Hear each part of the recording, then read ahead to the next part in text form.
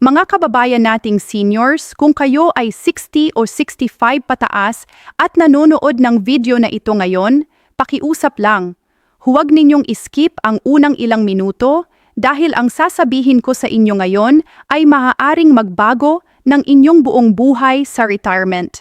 Hindi ito exaggeration, hindi ito clickbait. Ito ay totoo at kailangan ninyong marinig ito habang maaga.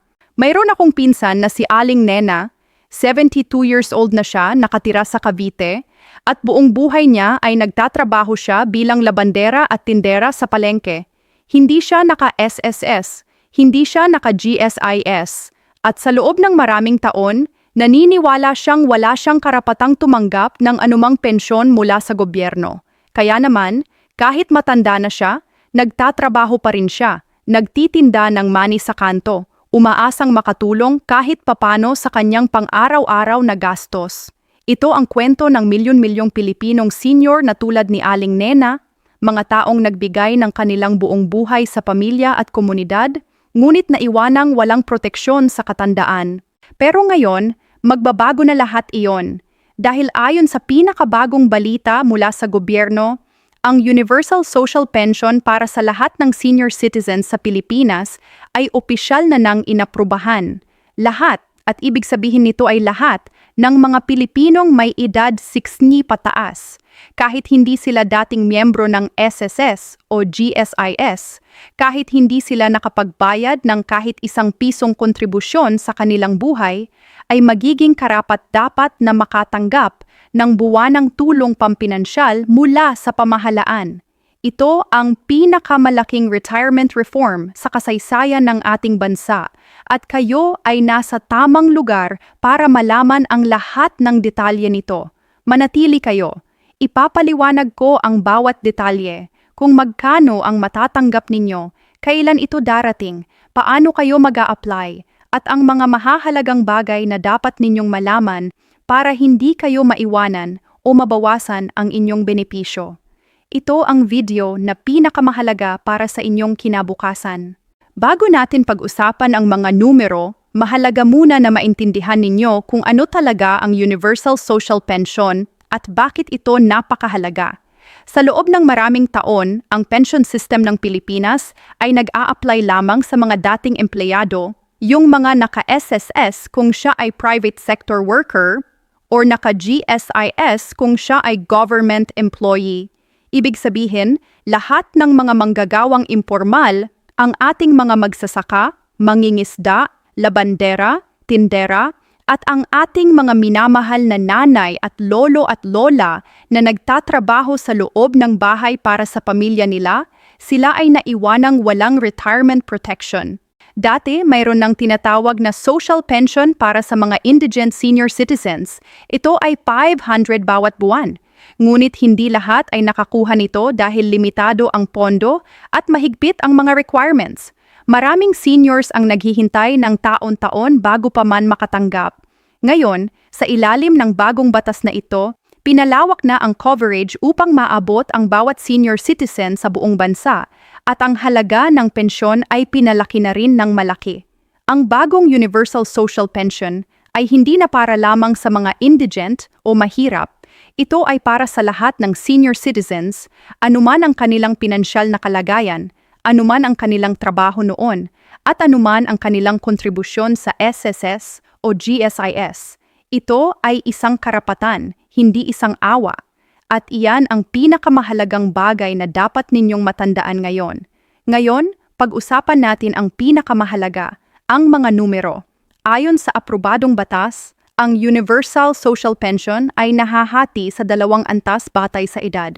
Para sa mga senior citizens na nasa pagitan ng 60 at 64 years old, ang buwanang pensyon ay magiging 500 piso, 500 bawat buwan. Alam ko, mukhang maliit. Pero hintayin ninyo bago kayo manghihinayang dahil may dagdag pa rito. Para sa mga senior citizens na 65 years old pataas, ang buwanang pensyon ay tataas sa 1,000 piso, 1,000 bawat buwan.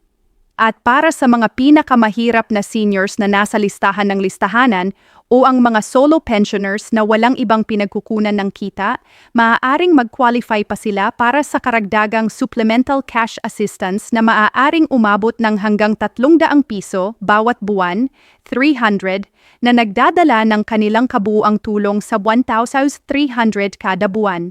Ngayon, tingnan natin kung paano ito nagdadagdag. Kung isang taon kayong makakatanggap ng 1,000 bawat buwan, iyon ay 12,000 bawat taon. Sa loob ng 10 taon, iyon ay 120,000.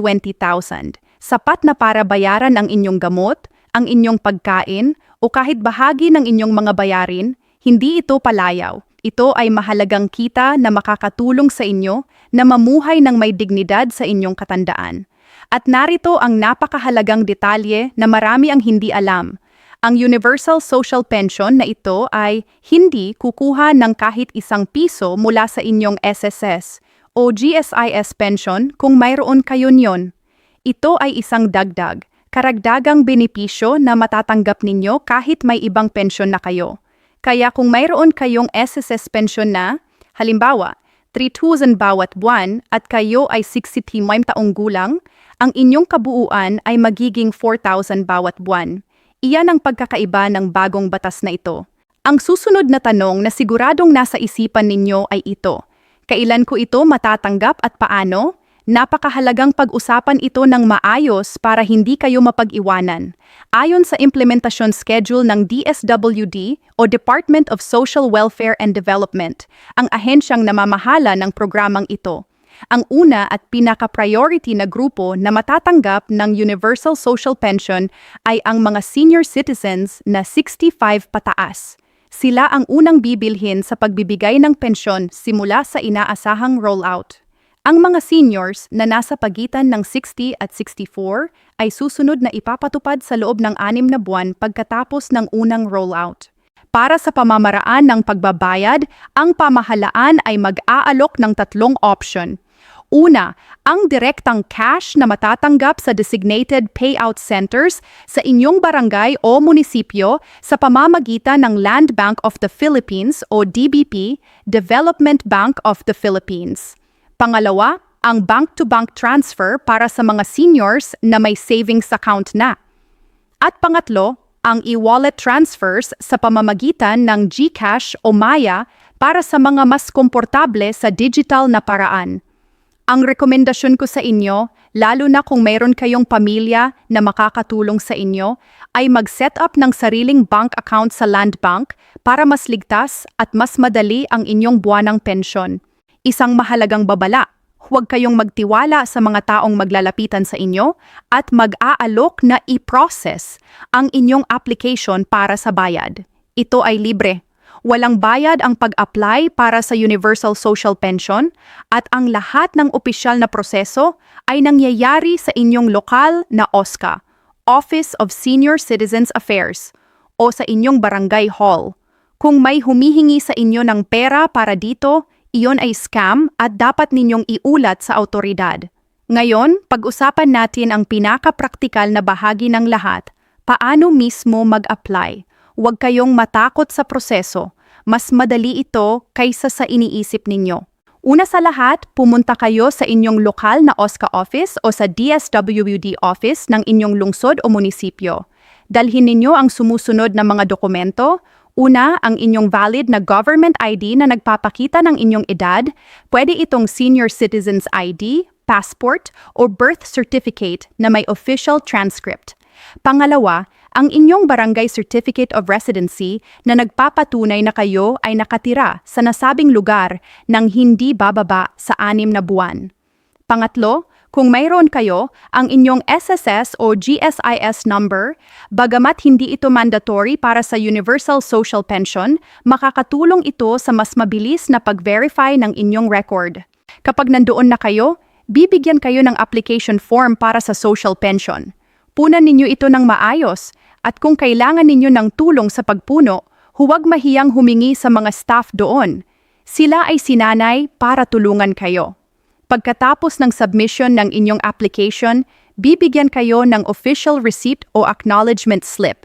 Itago ninyo ito ng maayos dahil ito ang inyong katibayan na nag-apply na kayo. Ang processing time para sa bagong applications ay karaniwang 1 hanggang 3 buwan. Pagkatapos nyon, makakatanggap na kayo ng notification tungkol sa inyong approval at ang petsa ng inyong unang payout. Kung hindi kayo nakakatanggap ng anumang balita pagkatapos ng 3 buwan, bumalik sa OSCA at i-follow up ang inyong application. Huwag kayong mahiyang mag-follow up, ito ay inyong karapatan at pera ng gobyerno para sa inyo. Para sa mga seniors na physically hindi na kayang lumakad sa opisina, ang magandang balita ay maaaring pumunta ang isang kinatawan ninyo. Maaaring ang inyong anak, apo, o kahit isang pinagkakatiwalaang kaibigan upang mag-apply sa ngalan ninyo. Kailangan lang ng isang special power of attorney or simpleng authorization letter kasama ang photocopy ng inyong mga dokumento. Ngayon, kailangan ko kayong bigyan ng mahalagang babala tungkol sa mga sitwasyon na maaaring magbawas o maalis ang inyong benepisyo. Ito ay tinatawag na clawback provisions at mahalaga na alam ninyo ito para hindi kayo magulat sa hinaharap. Una, kung natuklasan ng DSWD na nagbigay kayo ng maling impormasyon sa inyong application, halimbawa, naglagay kayo ng maling edad, maling address, o hindi ninyo inihayag ang inyong ibang existing pensyon, maaari nilang suspindihin ang inyong Universal Social Pension at maaari pa kayong hilingang ibalik ang mga natanggap na halaga. Kaya naman, siguraduhin na totoong-totoo ang lahat ng impormasyon sa inyong application. Pangalawa, ang mga seniors na may combined monthly income na higit sa isang tiyak na threshold, ang eksaktong halaga ay nakasalalay pa sa mga implementing rules na ilalabas ng DSWD ay maaaring maapektuhan ang kanilang eligibility. Ang Universal Social Pension ay dinisenyo para maabot ang lahat, ngunit mayroon pa ring ilang income considerations para sa mga mataas ang kita. Para sa karamihan ng ating mga ordinaryong senior citizens, hindi ito magiging problema. Pangatlo, kung lilipat kayo ng tirahan sa ibang bayan o lungsod at hindi ninyo i-update ang inyong address sa OSCA, maaring ma-interrupt ang inyong pension payments. Kaya naman, bawat beses na lilipat kayo, agad na i-update ang inyong impormasyon sa pinakamalapit na OSCA office. At pang-apat, ito ay para sa mga seniors na may kasalukuyang SSS o GSIS pension. Siguraduhing malaman ninyo ang inyong exact combined income dahil ito ay may implications sa inyong income tax. Sa ilalim ng batas, ang social pension mismo ay tax-exempt. Ngunit kung ang inyong kabuuang kita, kabilang ang lahat ng inyong iba't ibang pensyon at benepisyo, ay lumagpas sa personal exemption threshold ng BIR, maaaring kailanganin ninyong mag-file ng income tax return. Ang pinakamainam na gawin ay kumonsulta sa isang accountant o sa pinakamalapit na BIR office para masigurado na tama ang inyong tax situation. Ngayon naman, ibahagi ko sa inyo ang ilang tips na makakatulong sa inyong mapakinabangan nang husto ang inyong Universal Social Pension at lahat ng inyong iba pang retirement benefits. Una, alamin ninyo ang lahat ng inyong ibang benepisyo bilang senior citizen. Bukod sa Universal Social Pension, mayroon kayong karapatang sa 20% discount sa mga gamot, pagkain sa mga restaurant at transportasyon. Mayroon din kayong exemption mula sa value-added tax o VAT sa mga essential na pagbili. Kung hindi pa ninyo nagagamit ang inyong Senior Citizens ID para sa mga discounts na ito, simulan na ninyo ngayon. Ang tipid na maidudulot nito bawat buwan ay katumbas ng daan-daang piso na karagdagang kita para sa inyo. Pangalawa, para sa mga may SSS pensyon, tandaan na mayroon ding quarterly pension adjustment na maaaring makuha ninyo batay sa inflation rate. Kontakin ang inyong pinakamalapit na SSS branch at itanong kung ang inyong pensyon ay naka-adjust na sa kasalukuyang inflation rate. Maraming seniors ang hindi alam ito at nananatili sa mas mababang halaga kaysa sa dapat nilang matanggap. Pangatlo, ang mga GSIS pensioners na may mga natulog na lump sum benefits o return of contributions na hindi pa nila naa-apply, gawin na ito ngayon. Pumunta sa GSIS at itanong kung mayroon kayong anumang unclaimed benefits. Hindi ito bihirang mangyari at maraming pensioners ang nagulat na mayroon palang libu-libong piso na naghihintay sa kanila sa GSIS. Pang-apat, Kung mayroon kayong apo o anak na nagtratrabaho abroad at nagpapadala ng remittances sa inyo, siguraduhin na ang pera na ito ay hindi nag-a-affect sa inyong pension eligibility sa pamamagitan ng pagkonsulta sa inyong OSCA. Sa karamihang kaso, hindi ito isang problema, pero mas mabuting malaman kaysa mapag-alaman mamaya. Bago tayo matapos, kailangan ko kayong sabihan ng isa pang bagay na kadalasan ay hindi alam ng ating mga seniors. Ang karagdagang health benefits na dumarating kasabay ng Universal Social Pension Program. Sa ilalim ng expanded program, lahat ng Universal Social Pension recipients ay automatikong magiging PhilHealth members kung hindi pa sila kasalukuyang miyembro. At ang PhilHealth Premium para sa kanila ay babayaran ng gobyerno. Ibig sabihin, libre ang inyong health insurance. Kabilang dito ang inpatient benefits para sa ospital, outpatient consultations, at mga espesyal na pakete para sa mga sakit na karaniwang nagtatampo sa mga matatanda tulad ng hypertension at diabetes maintenance packages. Bukod pa rito, ang mga senior citizens na naka-enroll sa Universal Social Pension ay may priority access sa mga libreng check-up at medical missions na regular na ino-organisa ng DOH at DSWD sa iba't ibang barangay. Huwag palampasin ang mga ito, maaaring makaligtaan ninyo ang maagang detection ng isang sakit na kung sana ay maaga kayong nagpatingin, mas madali at mas mura ang magagamot. Mga mahal nating seniors, nais kong tapusin ang video na ito sa isang simpleng mensahe mula sa puso. Kayo ay karapat-dapat sa lahat ng benepisyong ito. Kayo ay nagbigay ng inyong buong buhay para sa inyong pamilya, para sa inyong komunidad, para sa ating bansa. At ngayon, ang pamahalaan ay kumukuha ng isang malaking hakbang upang tiyakin na ang inyong katandaan ay puno ng dignidad at seguridad. Huwag kayong mahiyang kumuha ng tulong, huwag kayong mahiyang mag-apply, at huwag kayong payagan ng sino man na sabihin sa inyo na hindi kayo karapat-dapat, dahil kayo ay karapat-dapat. Ibahagi ninyo ang video na ito sa inyong mga kaibigan, mga kasamahan, mga kapitbahay na senior citizens, lalong-lalo na sa mga katulad ni Aling Nena, na maaaring hindi pa alam ang mabuting balitang ito. Dahil sa pagbabahagi ng tamang impormasyon, nakakatulong tayo sa isa't isa na mamuhay ng mas maayos. Kung mayroon kayong katanungan, ilagay ninyo ito sa comment section sa ibaba.